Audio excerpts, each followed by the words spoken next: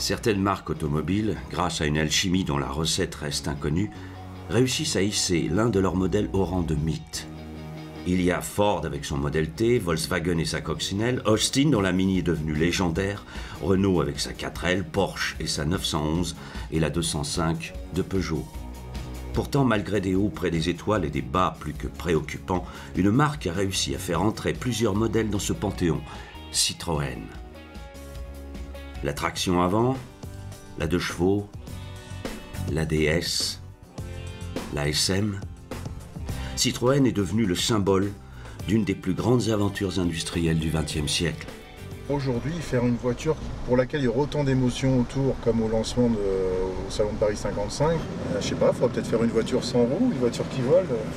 Faite d'avant-garde marketing et de problèmes sociaux, de design révolutionnaire et de faillites retentissantes. À cette époque, ce qui était extrêmement agaçant, c'est que tous les matins, ou quasiment tous les matins, on vous demandait, bon, quand est-ce que vous allez fermer Citroën? D'innovation technologique et de problèmes techniques. Elle est sans doute la marque automobile la plus collectionnée au monde et celle qui compte le plus d'inconditionnels. Mes souvenirs d'enfance liés à Citroën, c'est la 2 chevaux verte de mes parents avec un canard jaune derrière. Ouais. Comment est-ce possible? C'est une marque qui ne peut pas vous laisser indifférent. Vous l'aimez ou vous la haïssez?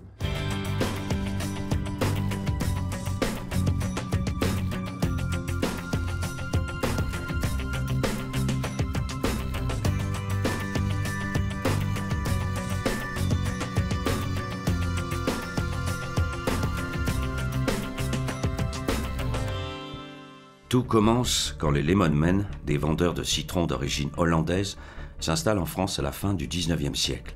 La famille francise son nom en Citroen. Quelques années plus tard, le père du jeune André Citroen se suicide après avoir fait une mauvaise affaire. C'est son premier drame familial, il a 6 ans. Alors que l'enfant fait ses études au lycée Condorcet, un tréma est rajouté sur le E de Citroen qui devient Citroën. Ce changement d'orthographe est probablement un choix de la famille. C'est un élève brillant qui entre bientôt à l'école polytechnique. En 1900, à l'occasion d'un voyage en Pologne, le jeune ingénieur découvre un brevet d'engrenage à chevron transmettant la puissance beaucoup mieux que les traditionnels engrenages droits. André Citroën achète ce brevet et crée sa première entreprise en 1902, les engrenages André Citroën. Ces chevrons deviendront l'emblème de la marque. En 1908, il est appelé par les dirigeants de Morse pour redresser cette marque automobile. Pour y parvenir, il rend visite à l'inventeur de la construction automobile de masse, Henry Ford. Il saura se souvenir de ses méthodes. 1914, la guerre éclate. André Citroën est mobilisé et envoyé au front. Son frère aîné meurt au combat. Traumatisé par cette tragédie et effaré par le manque de munitions de l'armée française, il propose au ministère de la Guerre de fabriquer des obus de manière industrielle.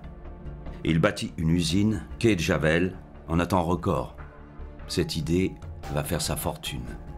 À la fin de la guerre, André Citroën décide de se lancer dans l'industrie automobile en s'inspirant du taylorisme et des méthodes d'Henry Ford. André Citroën commence par produire une voiture qui est la modèle A et qui connaît assez vite du succès. D'abord parce qu'elle avait un prix qui était très accessible, et ensuite parce qu'elle accompagne le lancement de cette voiture d'opérations commerciales, d'opérations de marketing, d'opérations de promotion qui font dire à tous les spécialistes de la question que c'est André Citroën qui a inventé le marketing moderne. André Citroën a tout découvert, non seulement de la voiture, mais de la communication. Et il a mis l'un au service de l'autre et l'autre au service de l'un en permanence. Et rien ne s'est inventé depuis André Citroën. C'est lui qui a inventé la promotion des ventes, c'est lui qui a inventé l'événement, c'est lui qui a inventé les RP, c'est lui qui a inventé le marketing automobile. Déjà à cette époque, il crée un réseau énorme de concessionnaires, pas seulement en France, mais aussi dans d'autres pays européens. Des concessionnaires qui reçoivent des manuels d'instruction extrêmement précis, extrêmement techniques, avec les listes de toutes les pièces de rechange, toutes référencées, toutes les explications sur la réparation des voitures. Il insiste sur l'importance du service après-vente. André Citroën, qui avait tout compris de la communication, a aussi inventé la première publicité pour les enfants avec cette phrase admirable: je voudrais que les premiers mots d'un enfant soient papa, maman, Citroën. Et pour ça, il a inventé les jeux Citroën. Alors, il a commencé par sous-traiter des jeux des petites voitures Citroën, et puis il a racheté son sous-traitant et il est devenu le premier fabricant de jeux européens. Et pas simplement des petites voitures qui sont des objets de musée qui sont formidables, mais tous les jeux qui pouvaient concerner toucher à la voiture. Mais aussi cette fameuse Citroënette qu'on voit ici, qui pouvait être soit à pédale, soit comme ce modèle à moteur électrique. Là, cette Citroënette date de 1928 et est sur une base d'une Citroën C4. C'était un jouet haut de gamme qui était fabriqué en France sous licence et vendu dans le réseau Citroën. Et c'est lui qui a inventé, on approche de la Tour Eiffel, elle est là, c'est lui qui a inventé le spot. Parce que sur cette Tour Eiffel qui est là, son nom a été écrit pendant 10 ans, ce qu'on ne sait pas. Et ce n'était pas simplement un Citroën qui était écrit, il y avait 400 000 lumières qui racontaient une histoire, qui changeait chaque année. Donc c'était une sorte de spot de 90 secondes en dessin animé qui se terminait par la signature de Citroën. Et c'est lui qui a inventé ensuite les raids, la croisière noire, la croisière jaune, que font aujourd'hui les marques, des raids. En 1923, il organise la première traversée du Sahara en voiture. Le Tanezrouft est vaincu en 21 jours par les autochenilles de Hart et d'Audouin-Dubreuil. Les liaisons automobiles à travers le continent noir sont possibles. Une grande aventure va commencer. Après avoir traversé de 1924 à 1925 l'Afrique d'ouest en est, du Sahara au rivage de l'océan Indien, André Citroën décide de recommencer. Pour promouvoir sa marque, il veut emmener ses voitures dans une nouvelle aventure, encore plus lointaine, encore plus dangereuse, encore plus folle, l'Asie de Beyrouth à Pékin. C'est toujours son fidèle lieutenant, l'indispensable Georges-Marie Hart, qui s'occupe de tout. Après 3 ans de préparation, le raid Citroën parcourt de 1931 à 1932 12 135 km dans des conditions dantesques. Alors, la croisière jaune est une expédition à côté de laquelle des rallyes comme le Dakar sont des jeux d'enfants. La croisière jaune se termine dans le triomphe et la tragédie. Triomphe, car la mission est accomplie en arrivant dans la capitale chinoise. Tragédie, car Georges-Marie Hart meurt de la grippe avant de pouvoir revenir en France. Sa disparition va laisser André Citroën seul, sans ce fidèle bras droit qui est l'équilibre de l'entreprise. L'ensemble de la France vibrait à l'image de Citroën. André Citroën a compris l'importance des people. Il cultive ses relations et commence par inviter le premier homme à avoir traversé l'Atlantique en avion. C'est lui le premier qui est allé chercher Lindbergh quand il est arrivé, qui l'a ramené dans l'usine et qui a fait ce cadeau aux ouvriers de Citroën, là, un petit peu plus loin, Quai de Javel, qui a fait ce cadeau aux ouvriers de Citroën de le ramener Lindbergh, qui était un dieu vivant. Et la journée a été chômée. Il a déjeuné au réfectoire avec tous les ouvriers de Citroën. La marque, il a rendu cette marque mythique avant même que la publicité lui mette son sceau. Après Lindbergh, c'est Joséphine Baker qui est invitée à visiter l'usine. La belle voiture Citroën avec son confort, plaisir d'amour, tu appelles on oublie la Citroën de toute la vie. Puis, c'est avec Charlie Chaplin qu'il s'affiche, en passant avec lui des vacances à la montagne. Un jour, étant au sport d'hiver, et pendant le repas, Charlie Chaplin lui pose énormément de questions sur comment on produit les voitures, comment est organisée l'usine, etc. Et le père dit à André Citroën, mais pourquoi il pose tellement de questions? La réponse, on l'a eue quelques mois après, avec le film Les temps modernes. Mais la vie très parisienne d'André Citroën n'est pas du goût de tout le monde, particulièrement des ouvriers de son usine du Quai de Javel qui se mettent en grève en 1932. Jacques Prévert lui-même s'en mêle et écrit un poème assassin qu'il lit à la radio. Citroën n'écoute pas, Citroën n'entend pas. Il est dur de la feuille pour ce qui est des ouvriers. Pourtant, au casino, il entend bien la voix du croupier. 1 million, monsieur Citroën, 1 million. S'il gagne, c'est tant mieux. C'est gagné. Mais s'il perd, c'est pas lui qui perd. C'est ses ouvriers. Il aimait bien le casino parce que c'était quelqu'un qui était joueur. Et à propos des casinos, il y a aussi une anecdote qui est frappante, c'est qu'à l'époque, les femmes n'avaient pas le droit d'entrer dans les salles de jeu.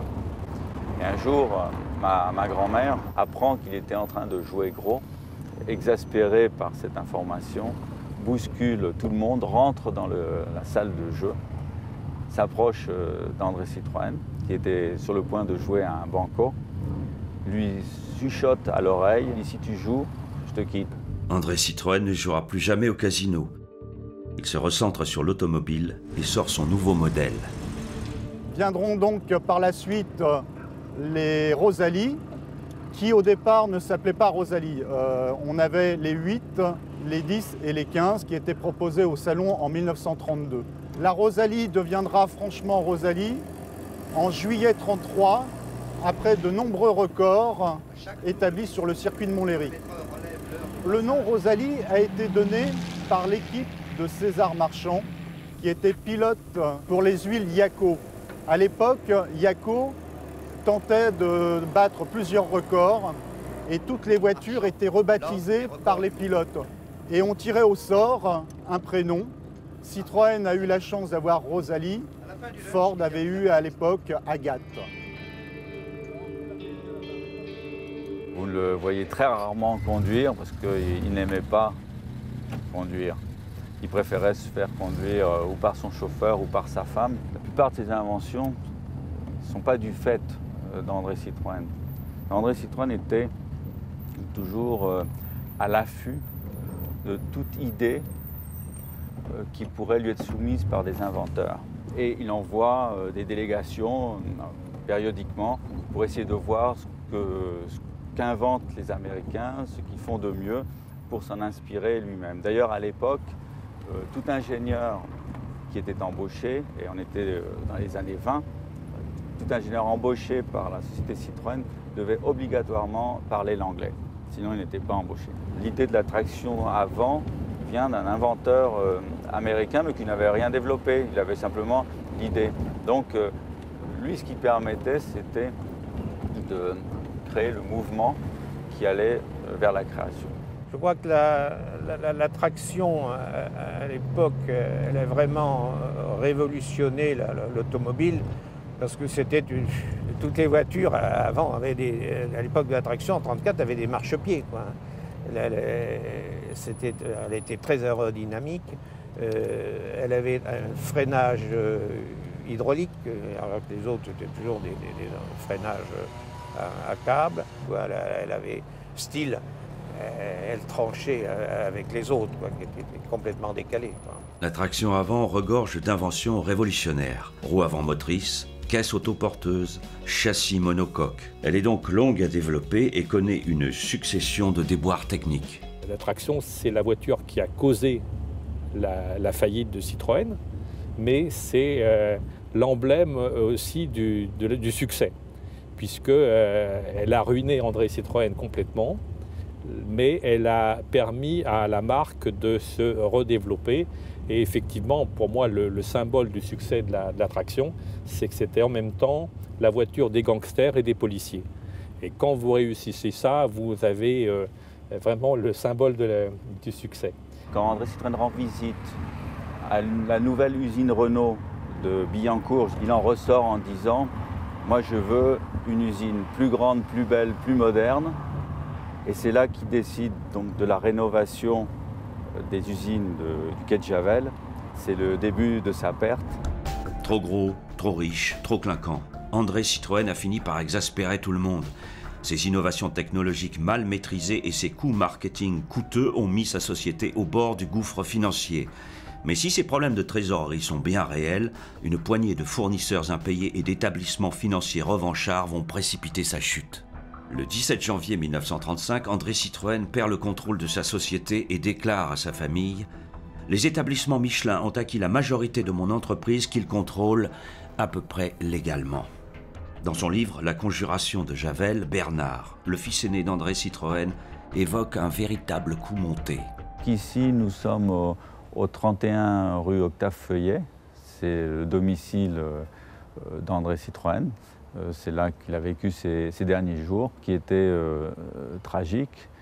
Donc au moment où les démarches en justice de ses créanciers avaient commencé, c'est là qu'il dînait en tête-à-tête avec sa femme. Et mon père me disait toujours qu'il était frappé par l'ambiance catastrophique qui régnait, les conversations presque à mi-mot, en silence entre son père et sa mère, et puis ensuite son départ à l'hôpital.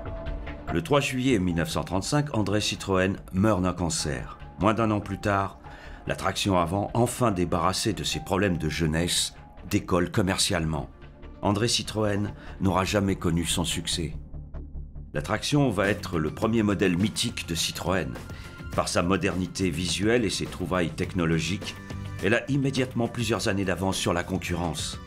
Même si elle ne possède longtemps que le noir comme couleur de carrosserie, la traction sera produite à 760 000 exemplaires et battra le record de longévité de son époque, 23 ans. En 1947, Citroën présente le type H, à ne pas confondre avec le Tube. Cette camionnette sur base de traction avant deviendra l'utilitaire fétiche des professionnels pendant presque 40 ans. Mais déjà, une nouvelle révolution se prépare avec à la clé un deuxième modèle mythique. C'est surtout Pierre Boulanger qui sera le nouveau patron de Citroën suite à la malheureuse disparition d'André Citroën en 1935, qui va lancer le projet TPV, toute petite voiture, avec un cahier des charges vraiment spécifique, qu'on connaît bien, avec cette fameuse phrase de la voiture pouvant transporter 4 personnes à 60 km/h, avec un panier d'œufs à l'intérieur, permettant, grâce à ses suspensions, de traverser un champ sans casser les œufs. Elle peut le faire. Elle l'a fait. Les 250 exemplaires de la TPV sont prêts pour un salon de l'auto 1939 qui n'aura finalement jamais lieu. Les prototypes sont volontairement cachés, certains tellement bien qu'ils ne seront retrouvés que 30 ans plus tard. Pendant 4 ans, l'usine de Javel, fleuron de l'entreprise, va être plusieurs fois bombardée, par les nazis d'abord, par les alliés ensuite. La production de l'entreprise passe de 70 000 véhicules en 1939 à seulement 2300 en 1944. La mystérieuse TPV, rebaptisée 2 chevaux, ne verra définitivement le jour qu'en 1948. À la Libération, pour relancer l'industrie, le plan Ponce organise la motorisation de masse. À chaque constructeur, un modèle unique. Pour Citroën, ce sera la 2 chevaux. La voiture est très appréciée par les utilisateurs, même si à son lancement en 1948, les journalistes n'ont pas forcément apprécié son design, mais les utilisateurs ont très vite compris et très vite vu que la voiture était polyvalente, à l'aise sur tous les terrains. Et ça, c'est vraiment important à dire parce que c'est pour ça, c'est aussi la clé de son succès. Les délais d'attente de la 2 chevaux ont très vite augmenté parce que la production était quand même assez faible. Au tout départ, il fallait redémarrer les usines. Et dans les années 50, le délai d'attente pour obtenir une 2 chevaux suite à une commande est monté jusqu'à 5 ans. Donc ça paraît énorme, mais c'était la réalité. Sur les 5 114 962 2 chevaux fabriqués par Citroën, plus d'1 240 000 ont été des fourgonnettes. Donc c'est à noter, et ces fourgonnettes ont rendu de très très grands services pour les artisans, mais aussi les agriculteurs, et donc ont participé à la croissance et à la vie économique de la France. Pour ma première année de fac, j'ai été major. Ce qui a complètement renversé mes parents, qui étaient médecins à Perpignan, et qui m'ont fait le cadeau suprême, ils m'ont offert une 2 chevaux. Et je suis immédiatement parti, 15 jours après, la casser sur les routes de l'aventure. J'étais passionné d'aventure, de raid en 2 chevaux, qui commençait à peine. Hein. Il y avait 2 Lyonnais, Cornet et Lochon, qui avaient traversé l'Amérique du Sud. Mais ça m'a mis la puce à l'oreille que finalement, les pays se touchaient, que rien n'était plus facile que d'en faire le tour, Et à partir de là, pourquoi pas en faire le tour du monde? Il y a quand même eu des modèles spécifiques tout au long de la vie de la 2 chevaux. On sait que la fourgonnette a tenu un rôle important, mais il y a eu sur la berline par exemple, il y a eu la fameuse 2 chevaux Sahara, étudiée à la fin des années 50 et commercialisée au début des années 60. Il y a eu très peu d'exemplaires, 694 exemplaires. Et puis dans les 2 chevaux un petit peu insolites, il y a eu des séries spéciales qui ont marqué la vie de la 2 chevaux. On sait que Citroën a lancé la fameuse 2 chevaux Spot en 1976. Et puis il y en a eu d'autres. Il y a eu la 2 chevaux France 3, la 2 chevaux Cocorico, la 2 chevaux Perrier en Belgique, la 2 chevaux 007 suite au film de James Bond de 1981, Rien que pour vos yeux. Mais la 2 chevaux la plus connue en série spéciale, c'est la 2 chevaux Charleston.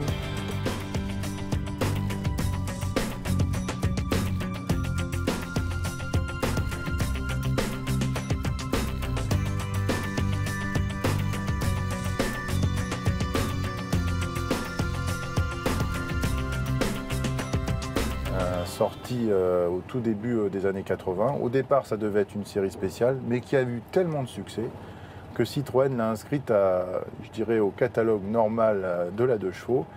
Et elle a été produite donc jusqu'à la fin de vie de la 2 chevaux. D'ailleurs, la dernière 2 chevaux produite à Mangualde au Portugal, c'est une 2 chevaux Charleston.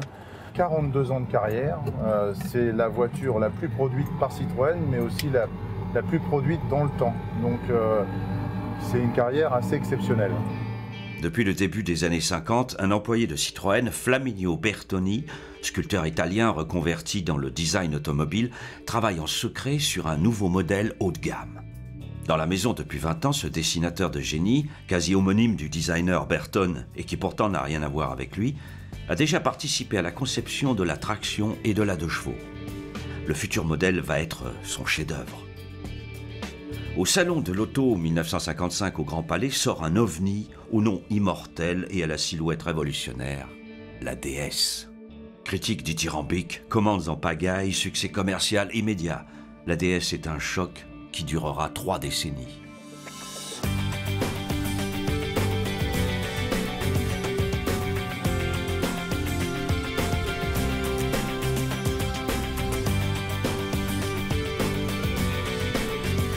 Pratiquement 12 000 commandes le premier jour, c'est quelque chose d'extraordinaire.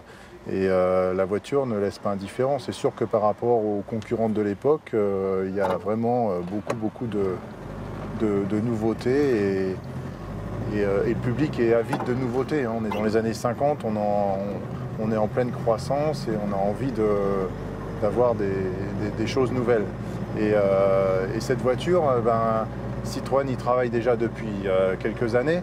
Mais c'est vrai que quand on la présente, faut être honnête, elle n'était pas tout à fait prête, mais on voulait la présenter. On a eu quelques petits soucis de fiabilité sur l'hydraulique qui était vraiment nouveau au départ. Si l'on charge la voiture, le piston comprime le gaz, l'huile sous pression libérée par le clapet pénètre dans la sphère et repousse le piston. La voiture revient donc doucement à son niveau. Quel que soit le point chargé, le même phénomène se produit. Le cœur mécanique permet donc à la voiture de retrouver sa ligne de flottaison à hauteur constante au-dessus du sol. Surtout, le réseau n'avait pas été préparé pour réparer les DS. Quand les clients arrivaient chez un concessionnaire ou un agent, ils étaient complètement perdus. Ils n'avaient pas bien mesuré l'importance. La DS a une belle histoire commercialement, mais elle est aussi rentrée dans l'histoire parce que le général de Gaulle a utilisé cette voiture comme tout au long de son mandat de président de la République. Et cette voiture lui a sauvé la vie, puisque lors de l'attentat du Petit Clamart, en août 1962, la voiture a été criblée de balles. Des pneus ont été touchés, donc étaient crevés. Et grâce à la suspension hydraulique, la voiture a maintenu son cap.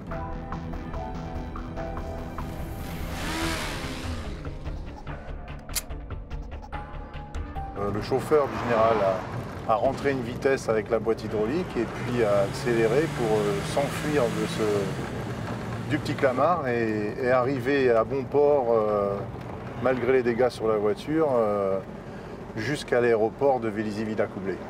En 1965, l'Élysée lance un appel d'offres pour une voiture d'apparat. Alors, le 1PR, bon, à ce moment-là, on va avoir une nouvelle demande de l'Élysée pour envisager de faire un véhicule, véritablement un véhicule pour l'Élysée, comme ça se faisait précédemment. Je me suis rendu compte dans l'étude que c'était vraiment un véhicule qui était personnalisé autour du personnage qui était le général de Gaulle. Le général de Gaulle aimait bien la DS en elle-même, il voulait une Citroën. Donc on s'est mis en phase de lui réaliser une DS plus grandiloquente. Elle a une certaine élégance de par sa longueur. Si elle doit faire 1,76 m de haut, 2,13 m de large et 6,53 m de long. L'appel d'offres sera remporté par Citroën grâce à un argument choc d'un de ses employés. En effet, il glissera à l'oreille du général de Gaulle que sa super DS mesurera 3 cm de plus que la Lincoln du président américain Lyndon Johnson. Il n'aimait pas tellement cette vitre fixe et puis c'était pas son style, tout ce qui était un peu apparat, on dira bling bling aujourd'hui peut-être, je sais pas. Mais voilà, c'était plus des DS normales. Par contre, le général de Gaulle a eu des DS un petit peu modifiées, parfois avec des DS complètement découvrables, qui lui permettaient de saluer la foule. Donc il y a eu quelques aménagements pour des DS, pour certains voyages officiels, mais la DS était présente tout au long de sa vie politique. Sans oublier la fameuse finition Palace, apparue au milieu des années 60, qui a permis à la DS d'être vraiment dans le haut de gamme, avec des finitions possibles en cuir, avec la possibilité d'avoir la climatisation. Il y a même eu la version Prestige avec une séparation chauffeur entre le chauffeur et les passagers. Et dès 1959, sur le catalogue DS, il y avait la possibilité, dans cette version Prestige, de demander l'installation du téléphone, qui avait une portée un peu limitée, et ça marchait surtout dans Paris intramuros. Mais il faut le noter, dès 1959, il y avait cette possibilité.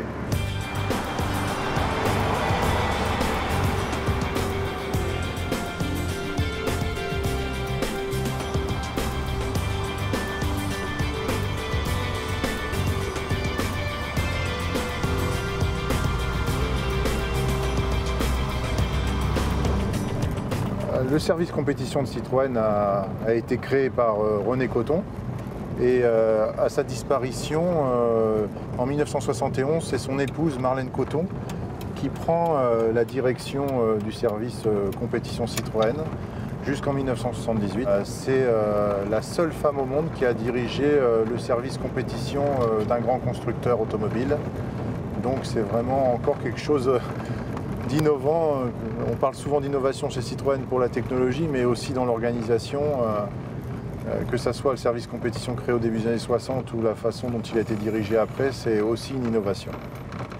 La DS a aussi eu son heure de gloire en sport. C'est pas une voiture qui a été forcément conçue pour le sport automobile, mais très vite, à sa sortie, certains pilotes s'y intéressent parce qu'ils voient l'avantage de la suspension hydraulique très confortable. Et dès 1959, elle remporte le fameux Monte Carlo avec Paul Coltelloni à son volant.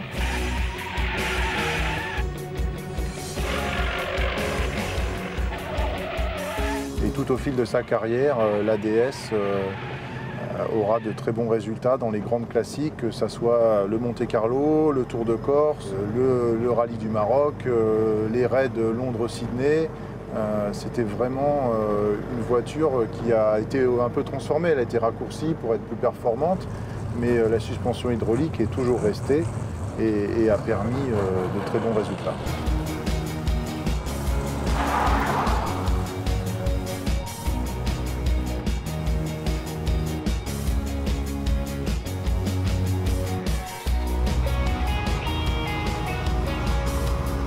Si la DS est un succès presque total, le modèle de série n'arrive pas à toucher la clientèle éprise de vitesse. Citroën décide alors, à la fin des années 60, de mettre en chantier une voiture de grand tourisme. Ce sera le projet S, plus connu du grand public sous le nom de SM. J'ai pris connaissance de l'existence d'un local au bureau d'études Citroën rue du Théâtre, qui suscitait beaucoup d'intérêt parce qu'on développait le projet DS Sport, le projet S. Le responsable, c'était M. Jacquenet, un éminent ingénieur. Et tous les jeunes mécaniciens, moi j'avais à l'époque, je sais pas, j'avais 22-23 ans, on voulait travailler dans ce local parce qu'à l'intérieur de ce local, il y avait des prototypes DS, des coupés de porte, des cabriolets. Il y avait des moteurs double rembarquement en tête, des moteurs 4 soupapes par cylindre, Citroën, qui développaient 130, 140 chevaux, alors que les DS à l'époque, au maximum, ça faisait 100 chevaux et des prototypes qui approchaient les 200 km/h, alors que la vitesse de DS à l'époque, c'était 150, 160 km/h. Donc du coup, ils se disent, il y a à la place pour non seulement une remplaçante de la DS, mais une super DS. Parce que non seulement la DS se vend bien en fin de carrière, mais en plus, ce sont les modèles de haut de gamme qui se vendent le mieux. Donc ils font la Citroën SM. Pourquoi Citroën SM avec Maserati? Pour une bonne raison, c'est qu'il y avait des liens économiques avec plus ou moins avec le groupe Fiat à l'époque, avec l'automobile italienne. Alors là, il faut un V6, il faut quelque chose qui ait une puissance importante. Ça sera une voiture de haut de gamme. La SM, c'est une voiture qui convient parfaitement à l'époque.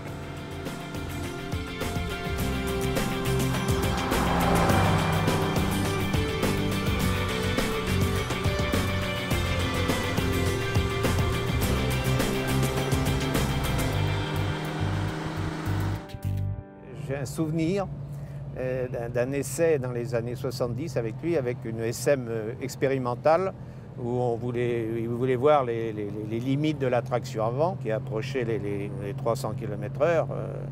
Et on roulait sur l'autoroute du Sud à 250-260 km/h. C'était une autoroute était en 2 voies à l'époque.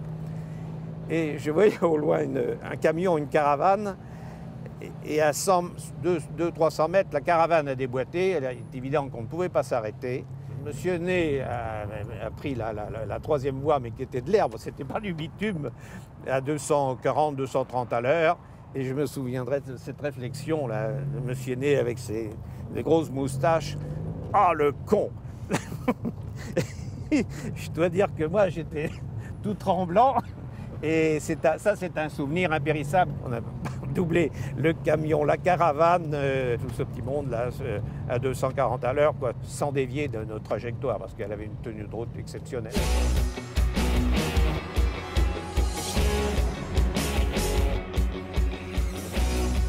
À la demande de Georges Pompidou, le bureau d'études Citroën et le carrossier Henri Chaperon fabriquent 2 SM cabriolets 4 portes.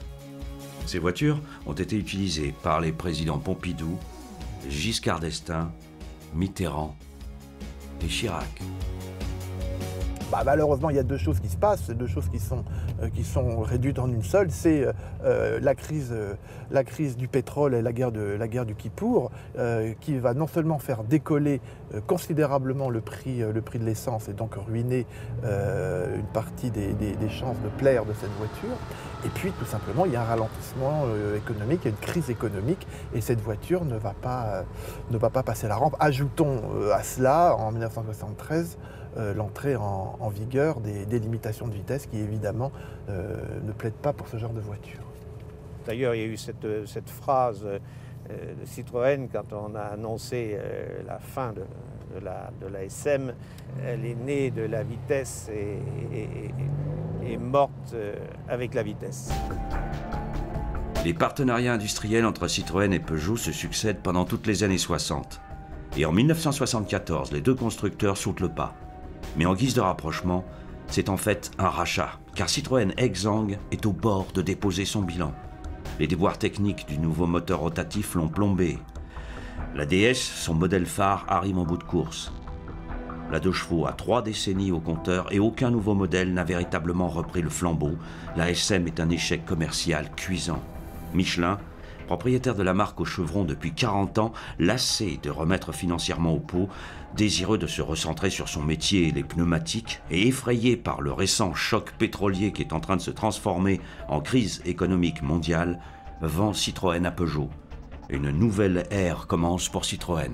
Les Shadok avaient des châteaux conto spéciales pour tenir la route. Pour tenir la route, ça tenait la route, dans un sens. La solution pour réconcilier la tenue de route et le confort, c'est la suspension hydropneumatique Citroën.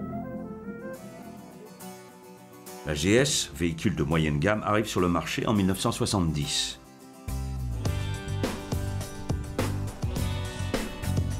Elle se vendra pendant plus de 15 ans à 2 300 000 exemplaires. La CX, voiture haut de gamme, qui tente de remplacer la DS, sort, elle, en 1974 et dépasse le million d'unités vendues.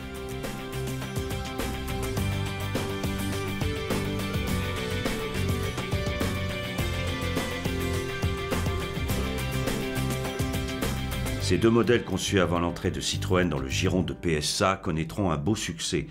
Mais malgré tout... Le couple Peugeot-Citroën ne marche pas bien parce que on a le sentiment que Peugeot essaye de faire un Peugeot bis, un tout petit peu plus original et un tout petit peu moins cher. On a l'impression que Peugeot a un peu peur de la personnalité de Citroën et que Citroën a même presque peur de sa propre personnalité parce que les gens de Citroën font des voitures qui ont un petit peu peur de leur ombre. Citroën a peur de faire du Citroën. Après est arrivé à la tête de Citroën Georges Faconnet qui a été le grand patron qui a lancé Citroën, relancé Citroën dans les années 78-80. Je vous propose quelque chose. Pendant 6 mois, vous me laissez seul sur le coup. Mais vous allez voir, je vais me défoncer comme jamais un publicitaire ne s'est défoncé pour une marque. Il va mettre une condition à cette collaboration, c'est que j'abandonne la campagne de François Mitterrand. Puisqu'on est en septembre 80, et il dit que vous ne pouvez pas à la fois travailler pour une grande marque privée et puis pour une partie politique, qui soit de droite, qui soit de gauche. Et je l'ai supplié, je dis, vous ne pouvez pas me priver de ça. C'est la première fois qu'un publicitaire français a la chance de faire une campagne professionnelle pour un politique, ça va marquer l'histoire, mais je n'en parlerai pas. Alors il a dit, écoutez, bon, je veux bien me laisser faire, mais il faut que votre client, il parlait de François Mitterrand, roule en Citroën, parce qu'il roulait en Peugeot. Alors je suis allé frapper à la porte de François Mitterrand, je dis, Monsieur le Président, je ne peux pas continuer à faire une campagne, sauf si vous acceptez de rouler dans une Citroën. Ah bon, mais pourquoi? Puis il s'est marré quand il a appris l'histoire. Il m'a dit, écoutez, faites-moi préparer une voiture et je roulerai en Citroën. Alors à Dardar, on a préparé une CX que moi j'ai voulu socialiste à l'extérieur et capitaliste à l'intérieur. Donc à l'extérieur, elle était toute grise. Même les pare-chocs étaient peints en gris, la mode viendra après. C'était d'ailleurs la même que celle-là, elle était rallongée, comme celle-là.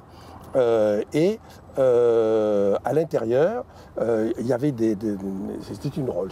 Il y avait un petit abattant comme ça, en bois de rose, vous pouvez écrire. Il n'y avait pas de la télévision à l'époque dans les voitures, mais il y avait la radio, il y avait la possibilité de dicter. C'était véritablement son bureau.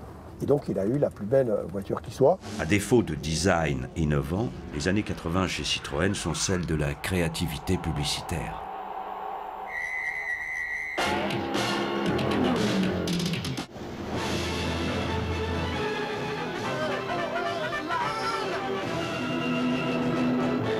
Ça, y a pas à dire, hein. La visa, ça n'est quoi. Ce film se fera grâce à l'intervention du président Mitterrand.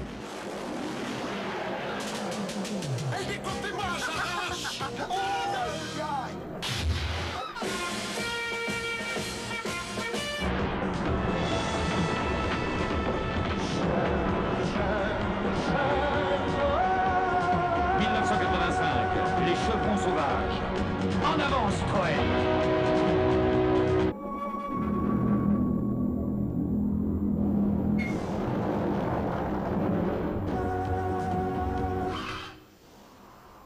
Alors, vous la trouvez comment, ma nouvelle Citroën? Révolutionnaire. Pourtant, le président Mitterrand restera fidèle à Renault durant son double septennat. En effet, son chauffeur Pierre Tourlier lui rappellera que c'est la Régie nationale qui lui a fourni des voitures pendant sa campagne.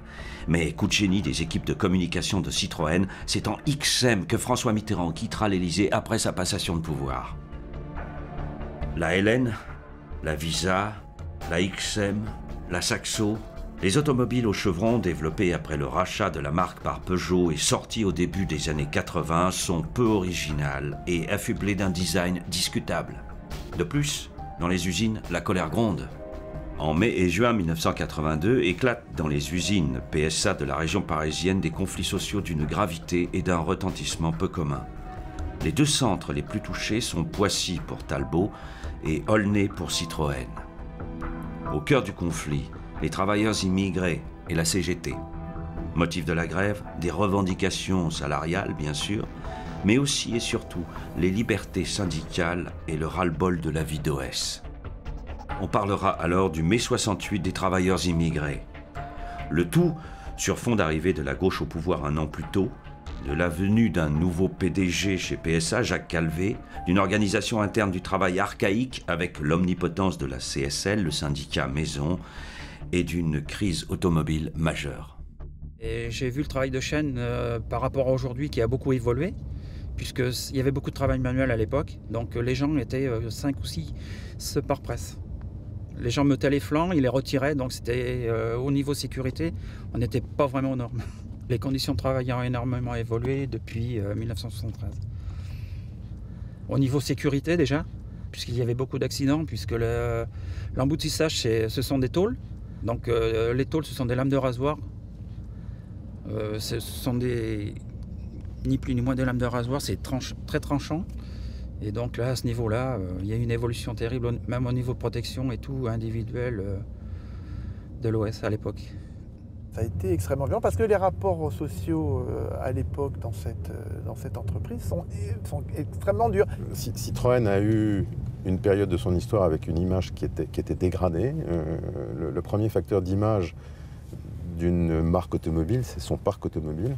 Il va y avoir des modèles qui ne marchent pas bien du tout ou qui ne convainquent pas, comme la Xara par exemple au milieu des années 90 ou alors la première génération de la C5 qui sont des voitures qui manquent totalement de personnalité. Il y a eu une période pendant laquelle la gamme était sans doute trop insipide, manquait d'attractivité, manquait d'innovation.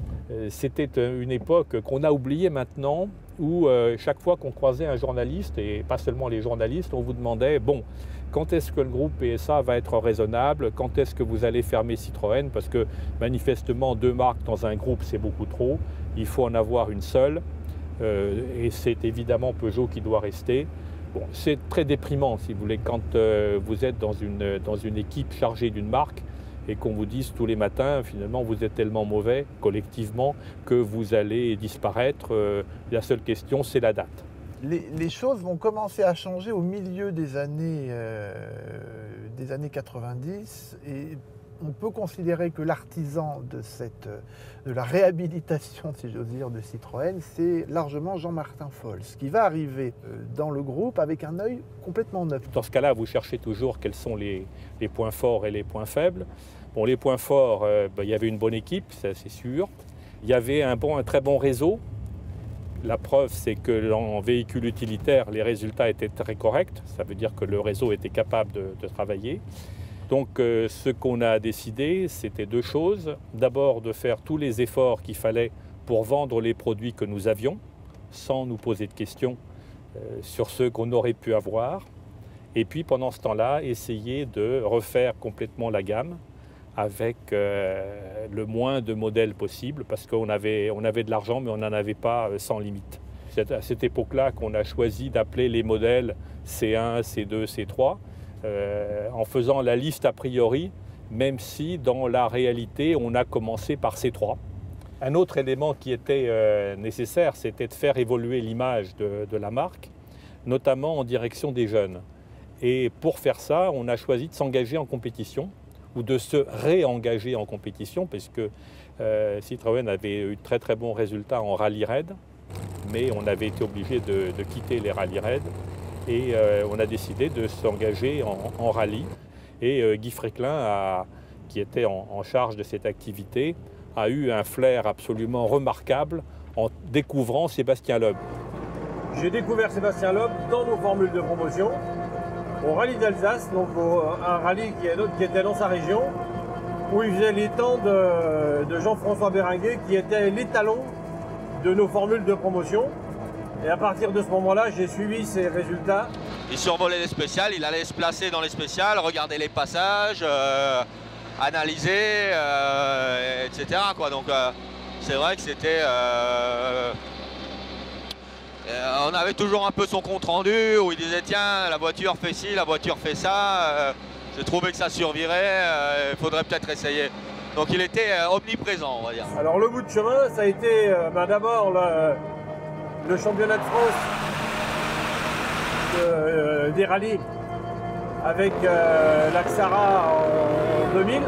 Bah, le gros coup de main, ça a été que Citroën m'a mis à dispo une voiture pour faire le championnat de France asphalte avec l'Axara Kit Car en 2001. Et donc j'ai gagné le championnat et ça a été un peu le déclenchement de ma carrière.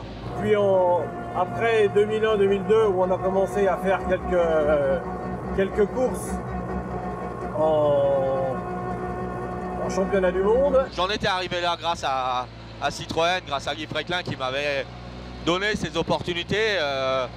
Je ne me voyais pas partir ailleurs alors que Citroën me proposait au final ce qu'ils avaient de mieux à me proposer parce qu'ils s'engageaient que sur une demi-saison.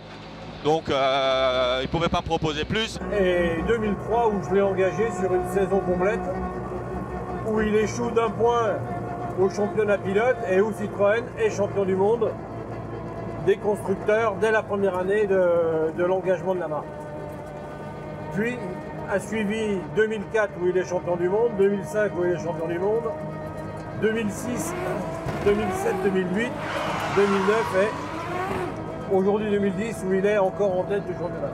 Mon objectif en rallye, c'est pas de battre des records, j'en ai assez battu, je veux dire, il n'y a pas de... Aujourd'hui, si je roule, c'est parce que j'aime ça, c'est parce que je prends du plaisir et puis avant tout, c'est ça ma motivation. Donc pour l'instant, tant que j'aime ça et tant que je m'éclate dans mon métier, je continue. Le jour où j'aurai l'impression que ça m'apporte plus autant de bonheur, j'arrêterai. Donc aujourd'hui, je ne peux pas dire quand ce sera.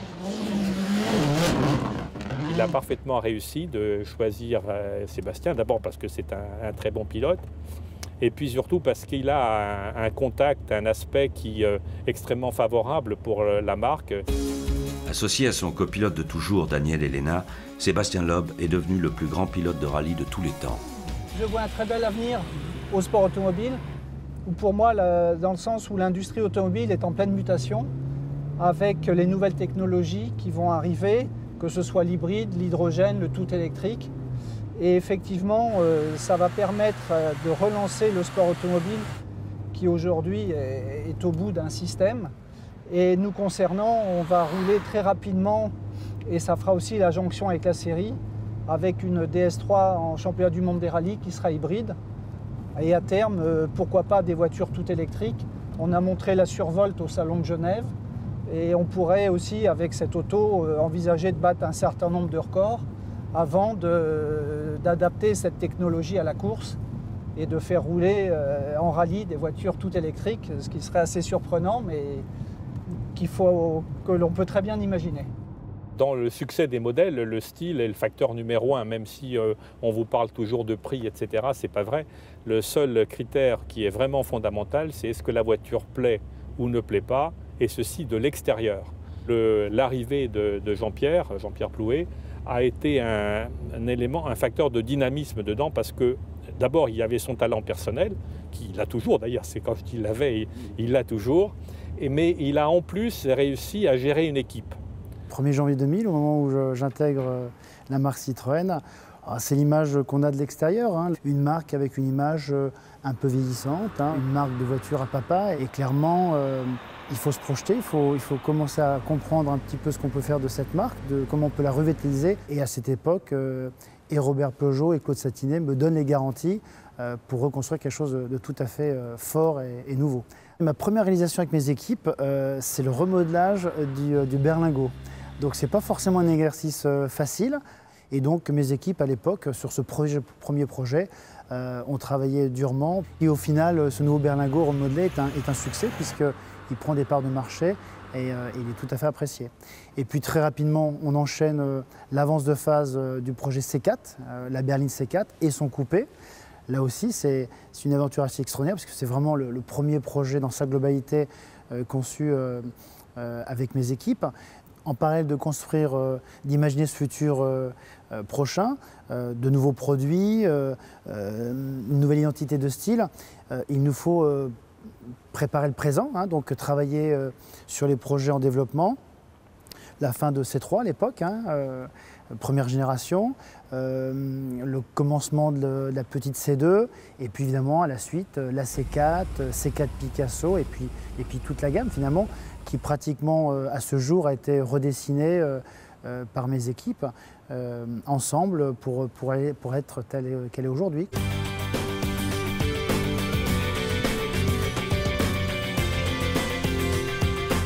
Nous sommes à l'intérieur d'une C6 parce qu'effectivement c'est la voiture de la gamme que je préfère, pas parce que c'est la plus grosse, c'est pas ça le raisonnement, c'est parce que ça a été probablement la plus difficile à faire réaliser.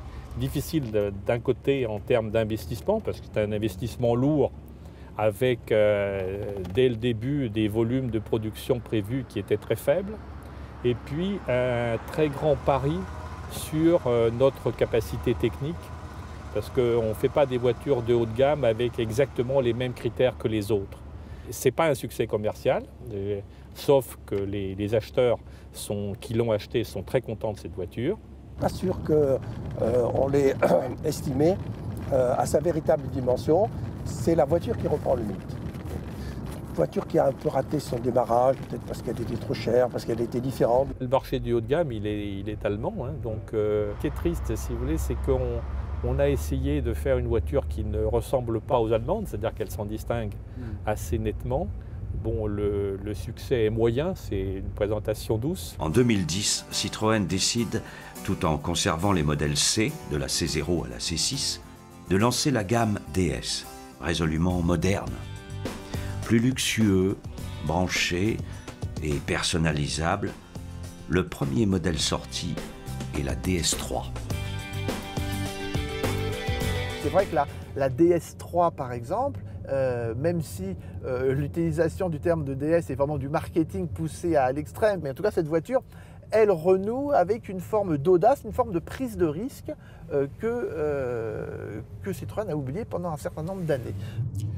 En 2009, quand je suis devenu directeur général de Citroën, 2009 c'était quasi le milieu de la crise. Certes, il y avait une prime à la casse qui soutenait le marché, mais c'était en pleine crise. Je dirais le challenge, il est double. Il est de faire de Citroën une marque qui respecte complètement son ADN, son histoire, et de la projeter vers le futur. Citroën est une marque qui a été créée par quelqu'un d'extraordinaire, qui était André Citroën, qui était innovant dans nombre de domaines, d'un point de vue technique bien sûr, mais aussi d'un point de vue marketing. L'innovation, je crois, c'est dans les gènes complètement de la marque Citroën. Je dirais qu'il y a une vraie culture Citroën qui est différente de celle de Peugeot, qui est faite d'innovation, de créativité, de combat. Citroën est une marque qui, au fil des années, a une histoire pas toujours limpide et de temps en temps un peu tumultueuse. Cette culture de bagarre, de combat, d'innovation se ressent encore aujourd'hui dans la marque. Certaines marques automobiles réussissent parfois à créer un modèle culte. Citroën, elle, y est parvenue plusieurs fois. Comment? Hasard peut-être, chance sans doute, compétence et modernité évidemment. Mais les autres constructeurs peuvent aussi utiliser ces ressorts, et certains n'y arrivent pourtant jamais. Alors, est-ce l'aura d'André Citroën qui continue de planer sur cette entreprise? Est-ce son goût pour l'innovation technologique et les trouvailles marketing qui restent pérennes? Est-ce sa clientèle qui s'apparente davantage à une famille de fans qu'à de classiques acheteurs? Est-ce le fait d'avoir été si souvent près du précipice qui lui donne cette capacité à renaître? Alors pourquoi cette marque Citroën est-elle tellement mythique? Parce que c'est un peu la marque France. Chacun de nous a un peu de Citroën en lui, et Citroën a un peu des Français dans ses qualités, dans ses défauts. C'est une marque qui est très créative, qui est exubérante, qui prend des risques, qui parfois prend des gadins, qui a eu une certaine arrogance qu'elle a perdue maintenant, qui fait passer les idées avant l'argent, qui est toujours à la pointe de la modernité et qui a ce confort bien français et surtout cette élégance, hein, cette French touch. En tout cas, en ce 21e siècle, la France reste aujourd'hui l'un des rares pays à posséder encore 3 constructeurs généralistes. Et Citroën, longtemps considéré comme le vilain petit canard de l'automobile, semble encore être présent pour longtemps.